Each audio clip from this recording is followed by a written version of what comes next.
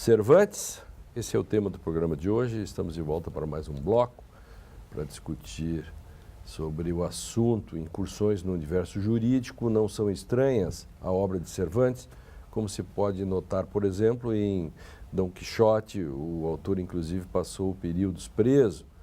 E, enfim, essa obra, então, portanto, ela tem múltiplas leituras, não fosse por nada, por ser um clássico. O Drayton tinha fechado o bloco anterior com uma frase. Ligando tu mencionaste medida por medida, né? Uhum. E eu gostaria de retomar a palavra medida, que em grego é metron. E aparece a famosa frase lá em Protágoras de Abdera, que o ser humano é a medida de todas as coisas. Panton metron anthropos. Mas diferentemente do que alguns dizem, de que a subjetividade moderna seria a mesma subjetividade antiga, e a gente teve cuidado de distinguir esses dois momentos com muita propriedade. Essa subjetividade aqui é uma subjetividade diferente. Há um autor chamado Henrique Cláudio Lima Vaz, um belíssimo autor que trabalha, falecido no Belo Horizonte. Ele fala em modernidade antiga, ele coloca os sofistas como sendo os modernos antigos, e a modernidade moderna. Então, ele tira a categoria, tira o aspecto temporal da categoria modernidade. Então, existiram várias modernidades. E essa subjetividade, ela se revela muito mais fortemente agora, no período moderno, na filosofia moderna, ou na história moderna, do que em períodos anteriores.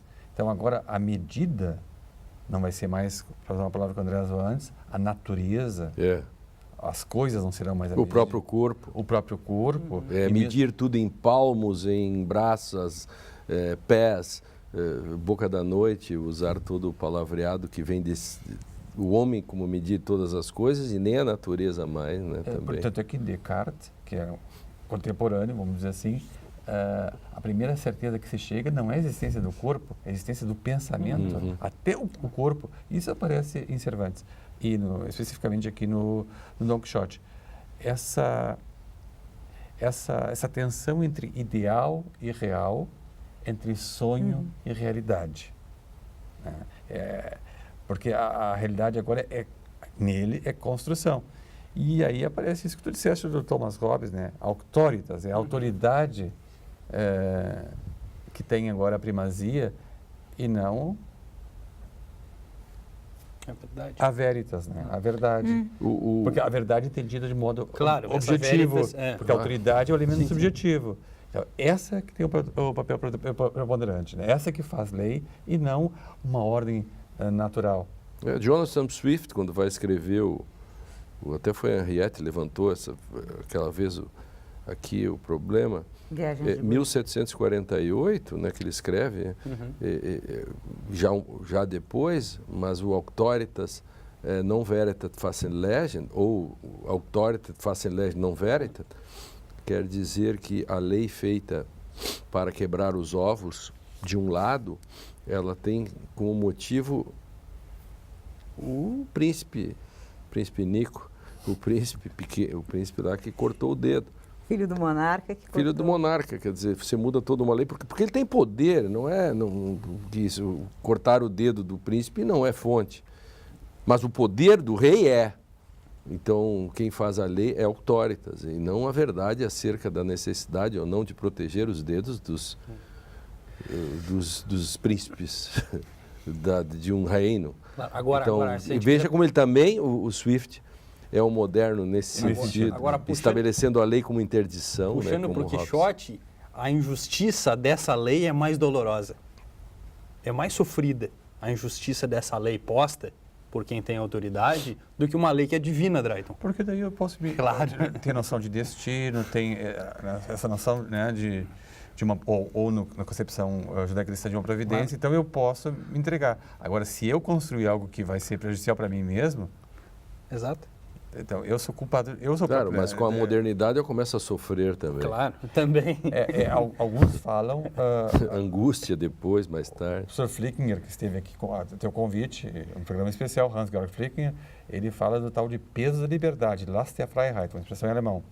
Porque se tudo me é dado e acontece algo comigo, bom, então eu não sou responsável. Agora, quando eu sou autor, e autoritas tem a ver com autoria também, quando eu sou autor de mim mesmo e da vida em sociedade, bom, o peso aumentou. Isso é uma pergunta para vocês, principalmente os dois juristas aí, filósofo e mais o jurista que hoje, e o André, mais especificamente da área jurídica, a questão de quando surge uma lei no Brasil, a primeira coisa que os juristas fazem é querer interpretá-la de antemão e criar súmulas ou criar enunciados. É criar uma cartografia, um cosmos, que te dê tranquilidade, que não te faça sofrer diante do novo. Então, você já adianta, todas as hipóteses de aplicação estão postas. Claro. É sempre um retorno a essa cosmologia. Nós temos uma saudade da pré-modernidade, de certo modo. Aliás, como a gente não faz nem os dois corpos do rei até hoje, a gente tem uma certa racionalidade teológica, né? Como aquele texto que tu me desse do Hans Albert, né? Exato, Hans Albert. Isso que tu estás dizendo, de eu já criar todas as hipóteses, prever todas as hipóteses, me dá segurança. A busca eterna pela segurança. É uma espécie de busca eterna pela segurança. Mas pegando o Drayton antes, né? Morrer, agora com a morte de Deus, né? Agora com a morte de Deus pode tudo, né? Não, é justamente agora que você está falando sobre liberdade. Agora que Deus está morto, é agora mesmo que a gente precisa de razões para não fazer algumas coisas. Né? E até parece isso em Dostoiévski. Se exato. Se Deus é morto, então tudo é permitido. Não pode ser tudo permitido. É aí que está o ponto. Só que agora, como diz Sartre também, e Sartre cita essa frase do Dostoiévski, ele diz em outro lugar, agora estamos sós e sem escusas. Esse é o peso da liberdade. Exato. Agora, porque antes eu podia me queixar diante de um Deus, inclusive há todo um gênero literário que são salmos, salmos, o Muro das Lamentações é isso, eu me lamento, ou eu posso me queixar junto à natureza. Agora não. Não, nós podemos traçar um paralelo aí entre a humanidade, né, e o indivíduo. Porque nada mais confortável do que a posição de um filho, né, onde os pais determinam o que pode e o que não pode. Claro. E nada mais desconfortável do que quando a gente adquire a autonomia de escolha. E também uma percepção maior da realidade das consequências. A ressaca do comunismo, por exemplo, as pessoas já tinham sua vida toda, a escola está pronta, o que eu vou fazer, não é assim? A Alemanha Oriental, quantas pessoas se queixam, pô, mas estava tudo certinho e tal, agora... Né? Há muitos relatos nesse sentido e livros que tratam disso. Tem a nostalgia daquele estado de coisas. Que é a ostalgia, né? Ostalgia. Não, puxando isso que a gente está falando sobre chegou na liberdade, essa questão dos pais e dos filhos, né? No mestrado em Guanambi, Lênio, né, lá no sudeste da Bahia, onde eu sou professor, final da disciplina, eu disse, proponho um desafio para vocês. Vamos fazer uma coisa mais varatiana agora, vamos fazer uma coisa com a qual vocês não estão acostumados. Em vez de vocês escreverem um paper, no sentido padrão, convencional, um artigo sobre um tema que foi tratado, eu ofereço àqueles que quiserem se aventurar que vocês escrevam sobre um seriado da televisão que eu escolhi, que trata da questão das novas tecnologias. Pânico na sala. Como é que vai ser escrever um ensaio, né, e estabelecer essas relações e fazer essas situações, que é uma coisa para a qual a gente não está treinado. É uma coisa com a qual a gente não está habituado, né?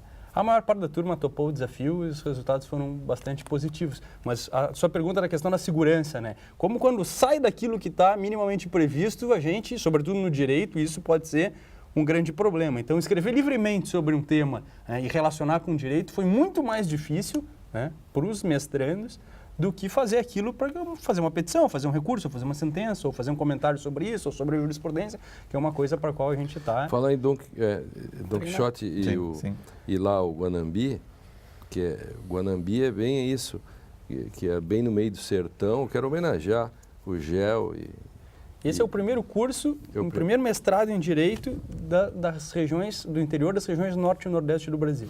Um mestrado em Teoria do Direito que acontece a 400 quilômetros de Vitória da Conquista e 400 quilômetros de Montes Claros, no sertão da Bahia, que fica Guanambi, 800 quilômetros de Brasília e 800 quilômetros de Salvador, em que os meninos foram lá, o Fábio de Oliveira, o Victor Drummond, o André, as pessoas foram lá, estão lá fazendo um trabalho que no Nordeste e no Norte falta muito, e lá no interior, o primeiro mestrado em Direito, Tá aí a utopia lá da faculdade. Isso aí está aí um pouco da utopia do Cervantes, quero homenagear o Gel e toda a família que mantém aquela estrutura maravilhosa numa cidade pequena, tão difícil, tão longe e tantas coisas bonitas que estão fazendo, né? E tem alunos discutindo essas coisas lá, tem uma disciplina sobre Direito e Literatura. Tem uma disciplina de Direito e Literatura e tem gente de Guanambi que vem estudar comigo no Rio de Janeiro. Eu muito quero aproveitar, deixa, e falar o que é essa percepção do inusitado. Em certo sentido, é disso que vocês estão falando. Esse inusitado que a literatura pode trazer ao direito, né? E que o Cervantes descreve no prefácio que ele tem nas novelas exemplares. E ele diz o seguinte: sim, porque não é só estar nos templos ou se ocupar as tribunas, ou só escravizar-se aos negócios, por mais necessários que sejam. Há também horas de descanso para que o irrequieto espírito possa repousar.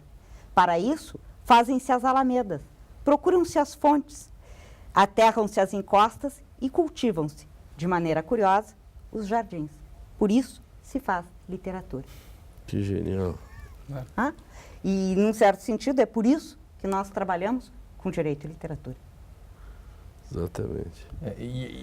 Agora, isso que tu falas, a questão da insegurança, e o André retomou, é essa nossa postura de novo, moderna, tipicamente moderna, de senhorio, controlador, de domínio né, da natureza, e também vai se estender o domínio sobre os outros. A ciência vem para isso, né?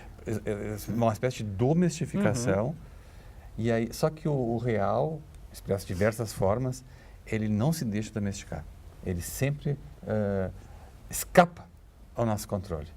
Nós não temos um controle absoluto. Essa ilusão moderna de um sujeito onipotente, ela vai ser depois bastante relativizada. Aqui ainda é um momento de grande euforia em relação à subjetividade. Nós estamos aqui. Só que muita gente ficou até hoje, né?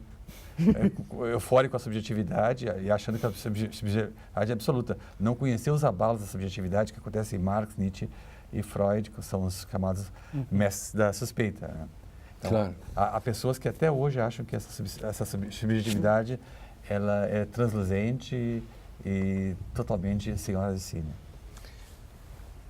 Terminando o terceiro bloco do Direito e Literatura sobre Cervantes, vamos para o intervalo, para o último bloco e continuamos essa discussão tão agradável. Já voltamos.